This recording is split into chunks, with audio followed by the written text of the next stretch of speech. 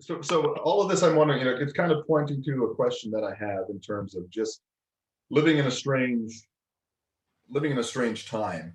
Yeah. And it seems like everybody has this collective feeling, a feeling of crisis that's kind of developing. Some talk in terms of the meaning crisis. I keep hearing that phrase. Some people talk of it in terms of decline of the West and things like that. And there's just kind of a malaise and just a like disappointment with at Yeah. least English speaking culture right now. And I'm wondering if you have an idea as to why that. Everybody has some theory. If you have an idea as to why that could be, and if there's any way the things that we've been talking about could at least be a place of refuge for people, and Well, if not an antidote. there's an essay by Owen Barfield where he says, of all the men, he's writing in the mid-20th century,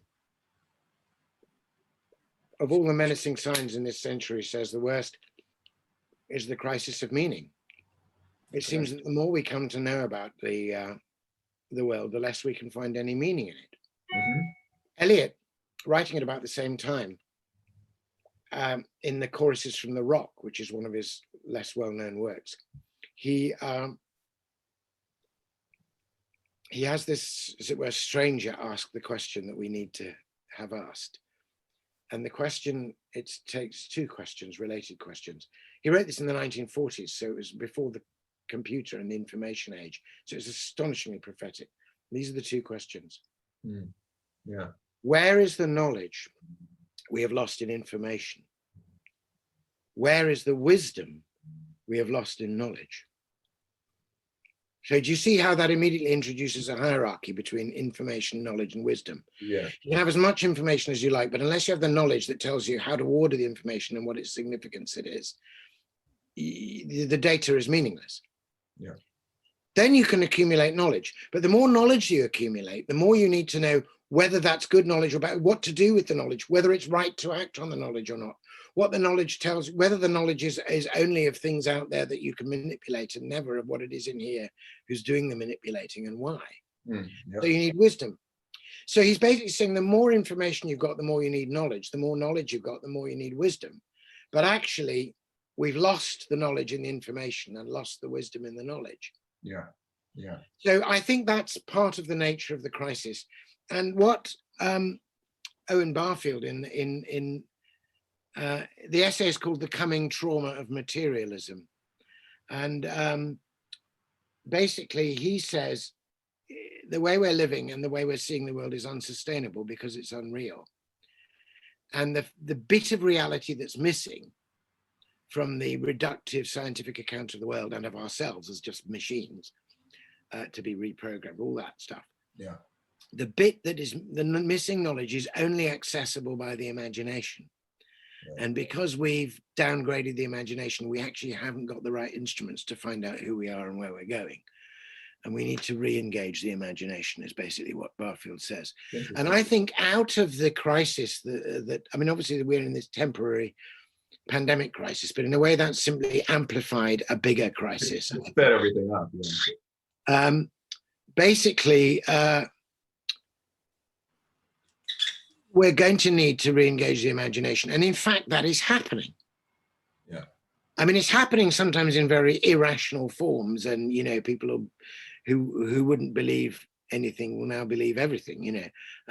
And people who go from extreme skepticism to absolutely credulous ability. I mean, it always strikes me that in the most skeptical age of all, we have gullible people by the millions following the most inane conspiracy theories that you could possibly dream up. All of a sudden, yeah, right, yeah. And they shift from the skepticism to the credulity without even knowing that they've done it. Because the skepticism and the credulity are two sides of the same coin. They're both actually a desire to have a private certainty that solves all your problems. You know, and you can't have that. You have to have a collective feeling towards truth that you do as a whole people together, including the past, including the dead poets. You know, there's a great passage also in Chesterton's Orthodoxy, where he talks about why he believes in democracy. And it's a great encomium of democracy. And he says the great thing about democracy is that it goes about actively asking the least and most marginalized people, the shyest, for their opinion. Yes. It's actually going out to somebody who never gets listened to and say, we're going to listen to you. Yep. Give us your opinion on this ballot paper. And you're always holding out the possibility. It's like what you said to me about being agnostic about my agnosticism. Yeah. You're always holding out this possibility that even your strongly held beliefs might be wrong. So you better let somebody else say. So you go out and on a mass scale and you ask these marginalized people their opinion. But then here's the sting in the tail. So Chesterton says, if I believe in democracy, then I also believe in tradition. Because if I were to ask myself in an age which calls itself progressive and is besotted with the next invention and the most modern thing and has lost its sense of history, who are the most marginalized people in humanity? The answer is the dead. It's the people who lived before us. It's the long wisdom of the old ages. Yes. And he says, basically, we need to ask them too. And then he sums it all up in a classic pithy Chestertonian epigram. And he says, tradition is the democracy of the dead. Right. Yeah. You can't forget it. You can't forget As it happens, I'm a Grateful Dead fan, so the dead always means something else to me as well.